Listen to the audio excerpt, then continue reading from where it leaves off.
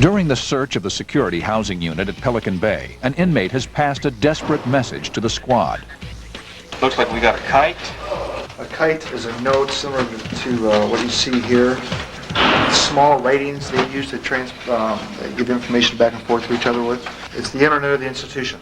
According to the kite, the inmate believes he's been targeted for a hit. The squad concentrates their search on an adjacent pod. An inmate said his life's in danger, and he believes that these guys in here have a weapon. The secondary search leads the squad into the cells of some of the highest-ranking gang leaders. This is the Black Hand of the Mexican Mafia. From this cell, he controls a lot of the drug activity that happens in San Diego County. And from this cell, he's authorized assaults on other inmates in other prisons. He's authorized assaults and hits on people on the streets. After hours of searching, additional weapons are found. What'd you find, Chris? Inside the dictionary, what these guys do, they'll hide weapons, kites inside their own dictionary. Kind of looks like a piece from a Set of glasses. set of glasses. One guy took that earpiece and sharpened it into a point. Inside one of the world's most secure facilities, a simple pair of eyeglasses has unlimited value and potential. That insignificant set of glasses was turned into 2 weapons that we know of, that we were able to find and use for who knows what else in the other cell.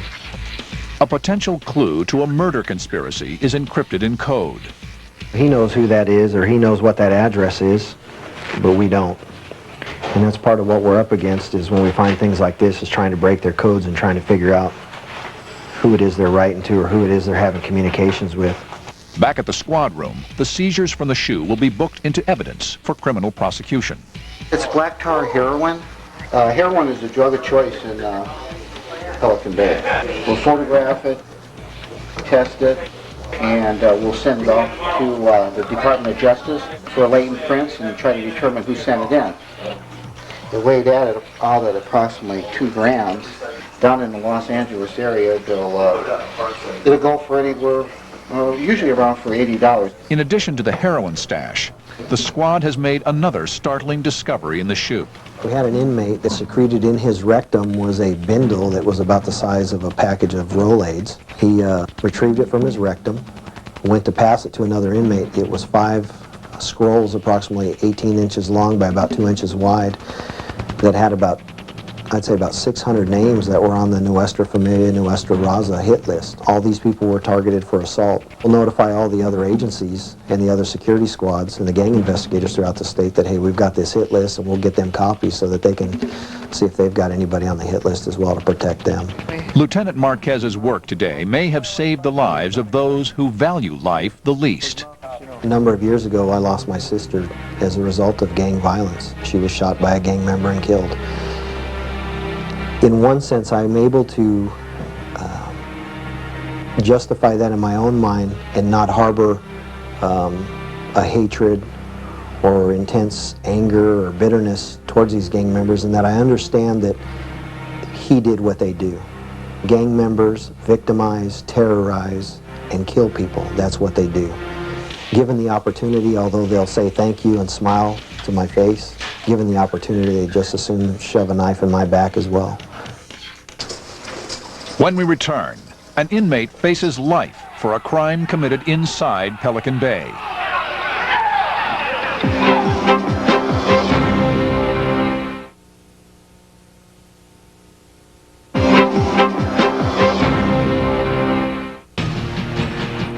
Today, inmate Haddix will have his day in court.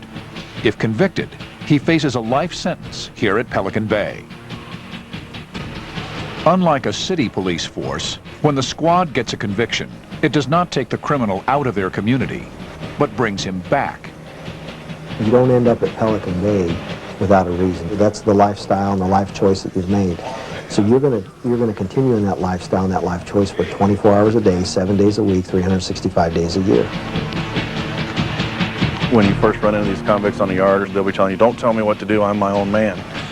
Yet they all aspire to be these high-tech gangsters that are told what to do by somebody else all the time. They're told who to stab, who not to stab. It's a sad lifestyle to have a friend all your life that all of a sudden now you're told you have to stab that person.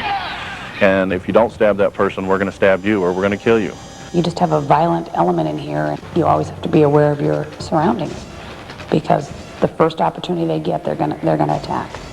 So you just never turn your back on them. You're just always aware. Despite a revolving door of criminals and a never-ending caseload, the squad approaches their work like any other police force. Our purpose in life is to come out and bust those guys. Step on through in front of the officers. The squad here at Pelican Bay, they're dedicated and committed to what they do. They train hard, they work hard, and they provide a real service to the whole organization and to the other men and women that are out here on the line. They make all of our jobs more safe. And often they do it at significant risk to their own personal safety. When we come to work, once we hit the gate, when we come on, check in and everything, is that you better be on your toes, because anything can happen at any time.